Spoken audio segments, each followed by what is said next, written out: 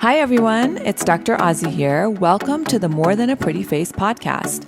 Hi, everyone. Welcome back to More Than a Pretty Face. Today, I have a very special guest, someone that I admire and I look up to, and that is Dr. Doris Day. Hi, Dr. Day. How are you? Hi, thank you for that sweet introduction. If you guys haven't seen her on The View live with Kelly and Mark, she's all over the place. She gives a lot of lectures all over the world. And most recently, I saw that you were at the World Congress of Dermatology. That was such a fun meeting. It was in Singapore this year. It's usually every 4 years, but this time because of COVID, it was at 5 years. And so we were all ready to get back out in the world and share everything we know. So it was a packed meeting, so much great information, and what a fun country. Yes, and such an international crowd of dermatologists coming all together. It's once every 4 years, and I can't wait to talk to you about that. But for those of you who have not heard Dr. Day on our podcast a couple times before, she's a board certified dermatologist practicing on the Upper East Side in New York City. And she always brings so much insight and value to the podcast. So I'm really excited to sit down with her today. Particularly, we're going to be getting into the skin's microbiome, and she has a new book on it. So let's get started. So, first of all, tell me about the World Congress. What was the latest, greatest, trends that you were seeing, or any interesting lectures that you may have, stumbled upon? One of the things about the World Congress, when it's in another country and they're kind of the host of this Congress, you get to see the local flair. So there were a Hmm. lot of Asian influencers at this meeting, which was really interesting. They were in the exhibit hall, they were at many of the booths. So to kind of Oh. see influencers in the wild. Like social media influencers, Yes. not like derms or yeah.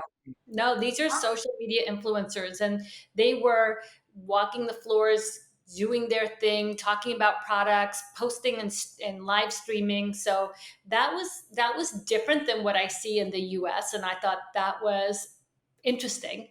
And they carry a lot of weight and power. Like a lot of these influencers, there was a couple that I met at some of the events. They're still in their early 20s, and their whole lives are around building these platforms that promote products, and the companies pay them a lot of money to do this. So that's a whole new area of expertise that is a certain personality type. It's kind of like hitting the NBA in sports. You have to have a knack for it and then have the patience for it. And I think in many ways it's kind of lonely. Some of them were by themselves, some had entourages, but they carry a lot of weight in helping the public understand what products to use. So having some access to them for me was fun and helpful for me to learn about them and for to help them learn about the science behind some of the products.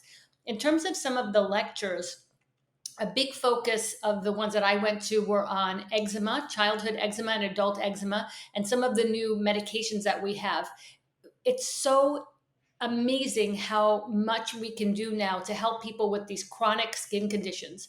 Chronic skin conditions are a problem because you don't get a break. It's not like you say, okay, I'll do this, it'll be better, and then I'll be able to get on with my life. It's something you live with every single day, and that can be depressing because Yes. if I said you'll have something for a year and it will go away, you'd be like, okay, I'll put up with it for a year.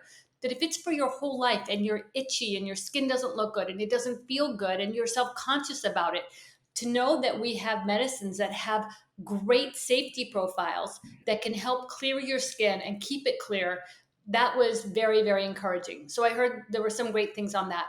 A lot on nutraceuticals. I gave a talk on that, but the idea of supplements and more holistic approaches to hair, skin, nails, that was a really important topic.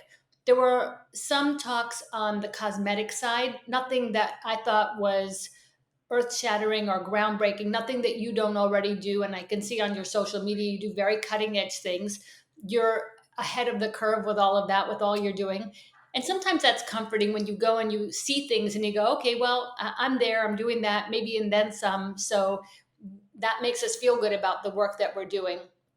And then the other last part is the interactions with colleagues between the sessions, just catching up with people and seeing how they're doing, what they're doing in their practices, the subtleties of things, what products they like, what they're using, what they've moved away from, maybe issues they're having. So those Yeah, the conversations, off yes, the record conversations, right? yes, over a drink or dinner. So that was I think the best part of the whole meeting. And then just seeing the sights in Singapore. Yeah, that's awesome.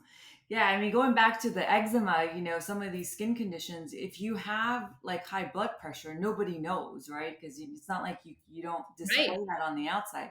But when you have a chronic skin condition, then it can be really distressing for people, much more so than, something that you're able to sort of forget about it. When you have something like that, you can't forget about it because everybody You're not sees it. allowed.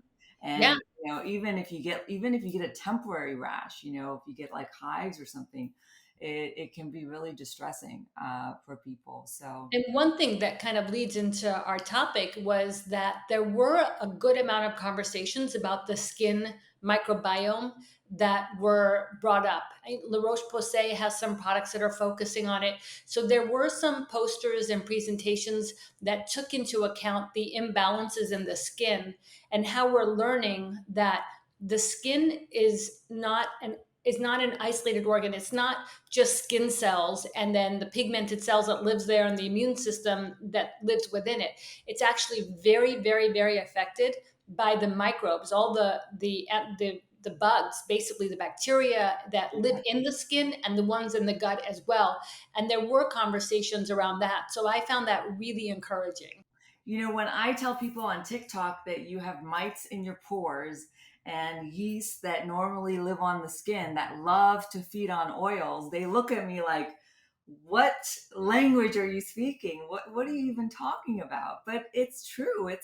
It's like its own little village, the microbiome in the skin. Everybody does their part, and there's like a whole ecosystem that lives on our skin. And that's why I think people don't realize the skin is actually a living organ. It's not plastic. You can't just throw on 1,000 different products and expect it to be okay. You're really going to disrupt some of the work that some of these microorganisms are doing. They're just not. Absolutely.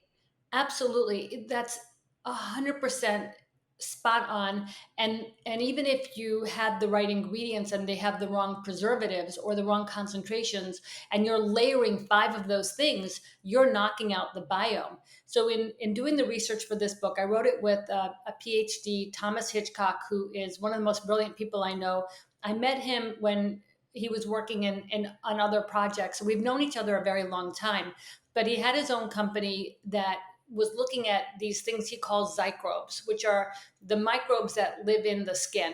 And what he found, and I think others may have as well, but one of the things we talked about were that I thought was like earth groundbreaking was that the most common bacteria in the skin is C. acnes in healthy skin, not in acne prone skin. So C. acnes, we used to call it P. acnes, propionibacteria acnes, but now it's Cutibacteria acnes. They just changed the name. It's all technical stuff, but now we call it C. acnes. That bacteria has different strains. And so there are some strains that are more inflammatory that we see more in acne, but there are some strains that are actually really good for your skin and they do exactly what you said. They eat the oils. And that's what concerns me about some of the treatments that are out there that are lasers and devices that knock out the sebaceous glands because you're knocking out the food supply of good bacteria that help keep your skin balanced and hydrated. So, a lot of my focus now is on helping to balance the skin biome. I've stopped using about 99% of antibiotics in my acne patients and get clearer faster with longer lasting results by focusing on the skin biome's effect on the skin cells. Hmm. When we put the skin back into balance, the skin does everything it needs to heal itself. We just have to rebalance it. And this can be done by understanding. So, one of the stories we tell in the book is about this national park that people would go visit, and it had wolves in it. And the people didn't like the wolves because once in a while they might have attacked people. So they said, okay, we'll get rid of the wolves. So they knocked the wolves out of the park, but then they realized that the wolves ate the elk. And now that there were no wolves to eat the elk population overgrew. The elk population that overgrew now ate all the foliage, and the foliage that supported the birds and the other animals now were gone, and you had a barren wasteland. Wow. So even with those things like the wolves that we think, who needs these predators? They serve a purpose, and every element serves a purpose. So whatever we do to the skin, we have to do it purposefully and help that balance, and not make too many changes at once, and understand that the skin can heal itself. We don't need to sterilize it and overstrip it. We need to nurture it and feed it right. What about the connection of the gut, what we eat and how that affects our skin's microflora? A lot of doctors or dermatologists may just kind of brush that aside and say, nah, not related. What are your thoughts on it? I think they're so integrally related, and they're not separable. And to not pay attention is to miss a huge opportunity to have an impact in our patient's skin health. And it's the skin, gut, and brain even that are all connected. So I'm lucky enough that I'm old enough to have been around for a while in this field and to have met a lot of people. And one doctor I met, Dr. Haynes Ely, who sadly passed away a few years ago from metastatic prostate cancer, he published a really important paper called Is Psoriasis a Bowel Disease? And what he Mm. observed was that if you have leaky gut, and that is a real thing, it's in the small intestines, not the large intestines. So when you eat foods that are inappropriate, like sugars, pro inflammatory foods, alcohol, spicy foods, that can create leaky gut in so many people. And when you give those up for a short period of time, just a few months, add in quercetin, which is a bioflavonoid, and duozyme, which is a bile acid, which you can buy at the drugstore or online. He said that he could cure psoriasis. I was like, are you sure you mean cure psoriasis? That's a big word, Right. cure. Right. So, you know what? I had a few patients so I got the article, read the article, wrote out a protocol. And then I had a few patients who had failed on a few biologics, and they weren't sure about what they wanted to do next. So I said, you know what? Here's a protocol. Let's try this if you want to, if you're up for it. And I tell you, I would not 100% of them, but more than 80% of those patients who did it completely cleared their psoriasis. Wow. Never seen anything like it. The gut is absolutely involved in some ways we don't understand yet, but ways that we can point to. Sugar, horrible. It knocks out the gut microbes. You have to feed those microbes well. Then the second is alcohol is also a poison. The third is giving your stomach breaks. So, and your intestines a break. So intermittent fasting, not putting more into it so that it can rebalance, set itself, and do its work, that really helps as well. So it's what you eat, when you eat, the order in which you eat your food. Don't start with the sweeter, starchy stuff or sodas. Start with a vegetable that's like a green leafy vegetable, something more savory, because that'll affect your insulin spike. Really easy, basic things to do as somebody explains it. Once you understand it, it's super, super easy to do. What you'll see is within a week, your skin will look better. And that's what I love about the skin is when you start making these changes, drinking more water, sleeping better, putting better foods in your body, you see the difference within a week, within even a few days to a week. The longer lasting changes of collagen improvement takes weeks to months. That's not a fast, because biology is biology and collagen takes time to form. But the easy, quick changes of more hydrated, plumper, firmer skin because it's more in balance, that you see quicker. Interesting. Just because you said the intermittent fasting, I think that's exactly what happens. Is your body sort of resets. It gives the gut time to reset, to reorganize itself. And I think that we see this in dermatology. More and more studies are coming out about how certain foods or certain things can be pro-inflammatory, and patients have been telling us this for years. And I feel like as doctors we sort of brush them off, No, it's not about what you're eating. Let's give you, minocycline for a year, and when I look back at practices 10 years ago, we used to put people on antibiotics for a decade sometimes, just because we didn't really have a lot of other choices or other, medications. I don't even think spironolactone really was around, as much as it is today. And so I am really finding this really interesting. I think the skin microbiome is finally getting the respect, it's deserved for a long Well, I period of think time. part of the problem is a problem and not a problem. So I think of as part of the problem is that we're so evidence based, which is good, but evidence based medicine, unfortunately, is driven by research, which is driven by pharmaceuticals. So if there's no money in it, nobody's going to drive the studies to prove the point. That's And right. when you talk about things like intermittent fasting or even some of the supplements or the things we're talking about, you need such a large population over a long enough period of time to get enough evidence to point to something that we're seeing on a daily basis, right? You and I see our patients when they eat better and they don't eat the high processed foods, we see a difference in their skin, but we say, well, we don't know. Like if it makes you feel better, do that. The reality is it absolutely works. It's just we can't get the evidence-based data because no one will do a proper study. And it's a very difficult study to do. So it's going to be anecdotal for a long period of time. But now that we have the skin biome to look at, that may make it a little bit easier. But again, it's a matter of who's going to profit off it to be willing to invest the money in doing a good study.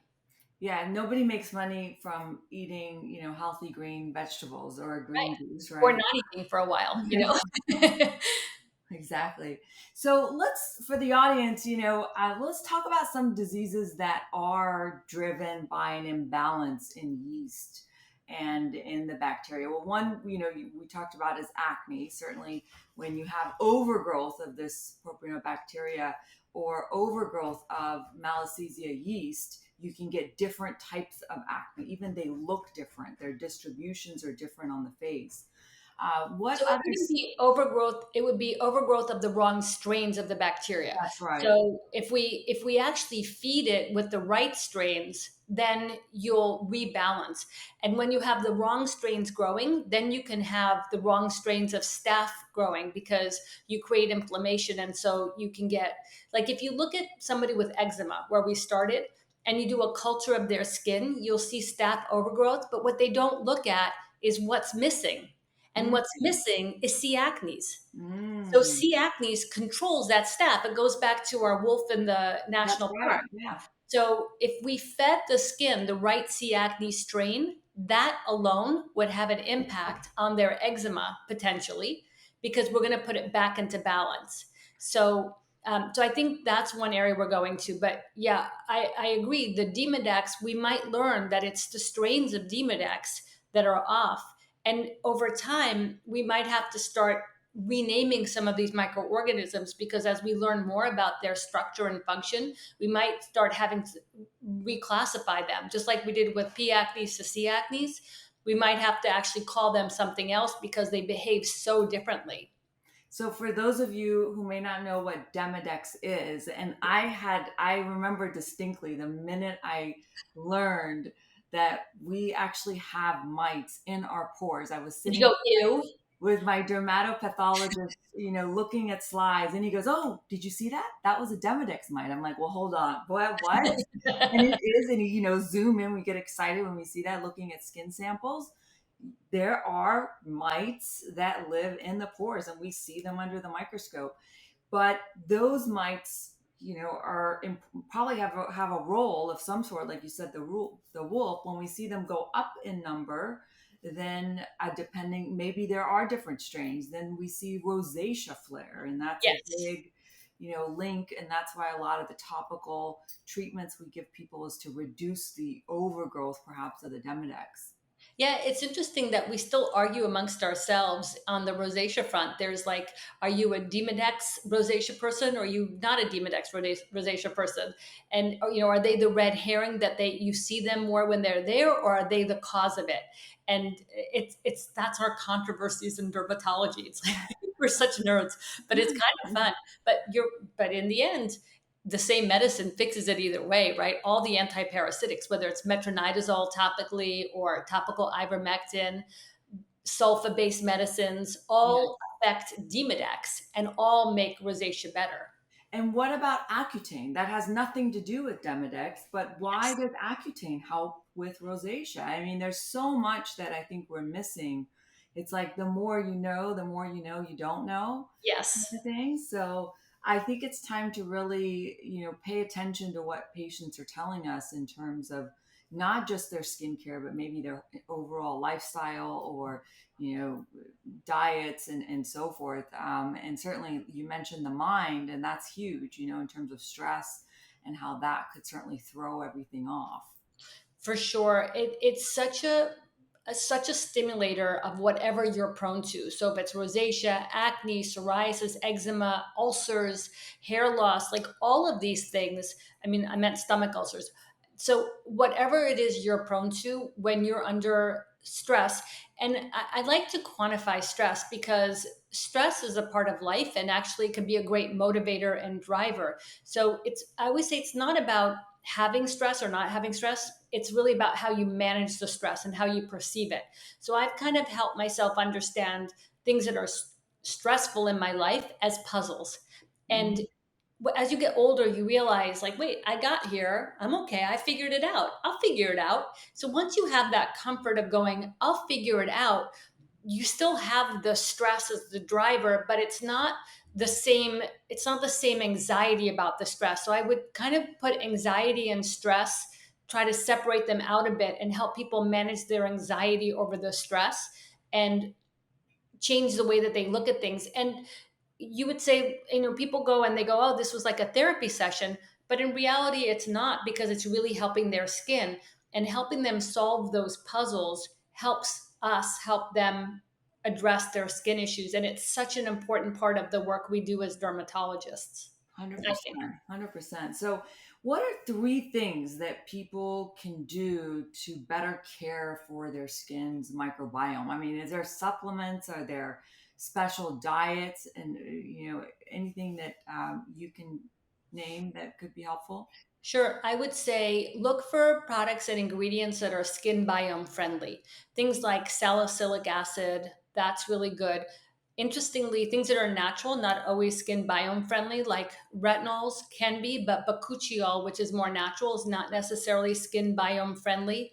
And then I would try to pay attention to how many things you're layering, because each thing has preservatives. And when you use a lot of different preservatives, you can knock out the skin biome, and you have to be careful. The other is maybe don't wash as often. So we're a very clean society. We like to take many baths or showers. Obviously, private areas under the arms, like places that are more occluded, that are blocked, need to be cleansed more often. But in terms of overall washing, you are washing away a lot of the biome. It'll come back pretty much the same as it was, but you letting the biome sort of address itself and figure itself out is good. So overwashing is a big issue. People overwash their hands. They're washing away their immunity when they do that over and over and over again. So washing your hands is important, but washing it between every single, or using a hand sanitizer between every single piece of gym equipment at the gym, that doesn't help. If you don't want to get sick, don't touch your face. But if you knock out the stratum corneum, that outer layer of dead skin cells, then things can penetrate more.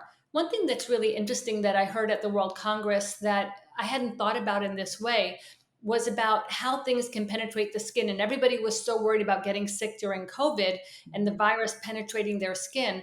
Well, the reality is that viruses and bacteria are really, really big, even though they're tiny, are big in terms of their ability to penetrate.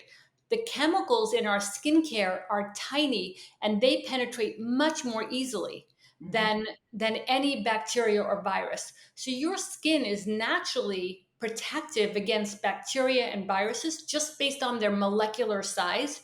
Hmm. So you don't have to worry as much about that. But if you strip away your skin, then anything that touches your skin can penetrate more easily, and that can make you either have a local skin infection or even can get into the bloodstream. So I would be very protective of the skin that way. Don't overwash. Yes, I always say the key to glowing, healthy skin is a strong skin barrier because that is what keeps the bad stuff out and the good stuff in. So once you disrupt that, then all hell breaks loose. So Yeah. yeah, so that's a good point. When my kids were little, they were crawling and so forth. We'd be at places, and I would just let them on the ground. My Yeah. other mom friends, they'd be like, "Oh my gosh, you got to clean their hands. You got to don't let them, crawl over the restaurant floor." And the reason I would allow them to just get dirty is because we know that there's been studies that show eczema is much less prevalent in underdeveloped countries where people, are just they're dirtier, right? They Right. don't Your immune system has have external things to attack, not you.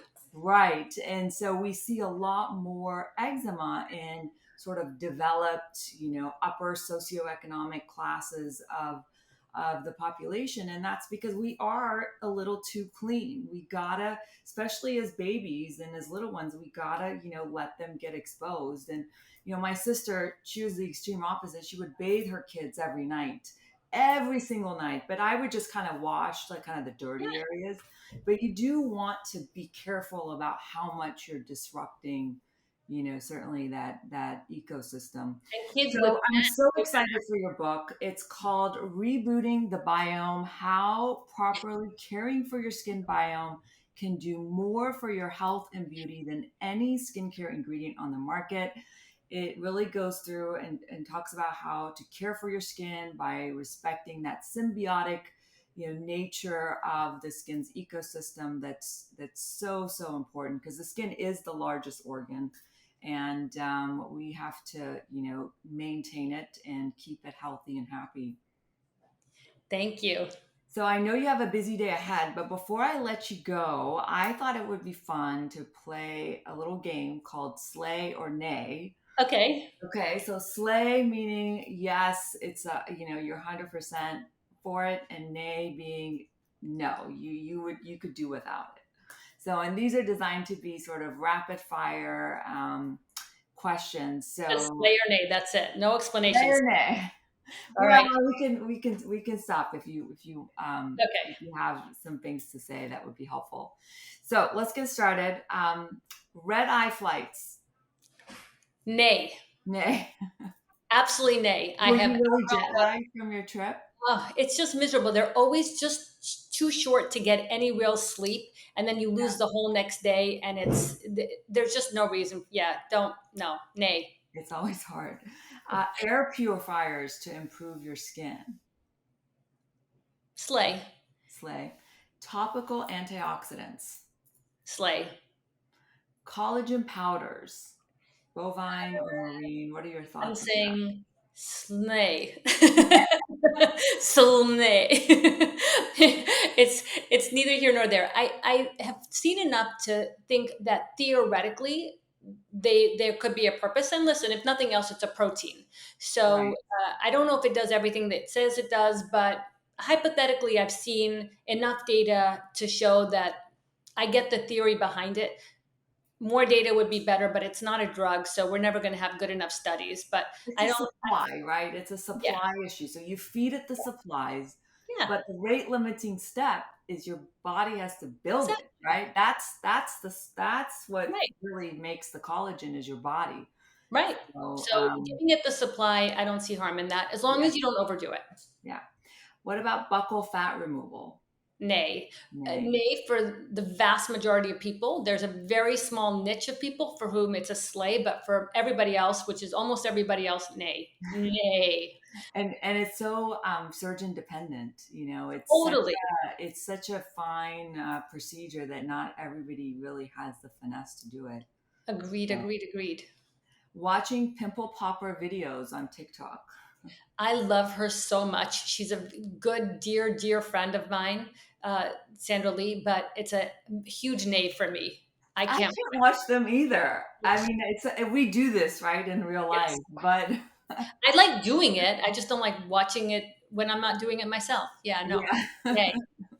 Easy nay. That's I have to agree with you on that. Well, this was so fun. So tell people where they can look for your new book, and we're going to link it, guys, in the show notes as well as in our in the caption. But let us know where we can find your book. You can get it on either my website or on Amazon.com. So my website is Doris Day MD, and Amazon is Amazon. Yeah. Love it. And then tell us where else can people find you? I know I've seen you on Yes. Instagram.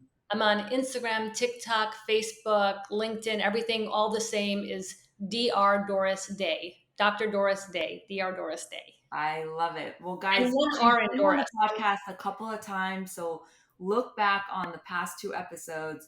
We're so grateful that you made time for us. I know you have a busy, busy day ahead of you. So thank you so much for being on the podcast with us again. Thank you. It's always my pleasure. I adore you. Thank you so much. Thank you.